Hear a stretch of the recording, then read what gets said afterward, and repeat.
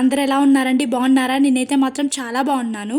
ఈరోజు వీడియో ఏంటంటే Monday morning routine. First అయితే మండే కాబట్టి పూజ చేసుకున్నా. ఆ తర్వాత బ్రేక్ఫాస్ట్ కోసం దద్దోజనం చేస్తున్నా. దద్దోజనం అయితే easy and healthy and tasty breakfast అయితే తినేసాను.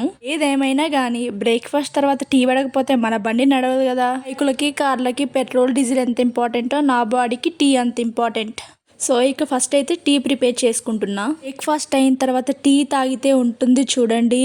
ఇప్పుడు మా హస్బెండ్కి లంచ్ బాక్స్ ప్యాక్ చేయాలి. దానికోసం ఫస్ట్ అయితే రైస్ వాష్ చేసి స్టవ్ మీద పెట్టేసా. ఈరోజు నేను పప్పు, టమాటో కర్రీ అండ్ బీట్రూట్ కూర చేద్దాం అనుకుంటున్నా. సో పప్పు కోసం టమాటోస్ అండ్ పచ్చిమిర్చి కట్ చేస్తున్నా.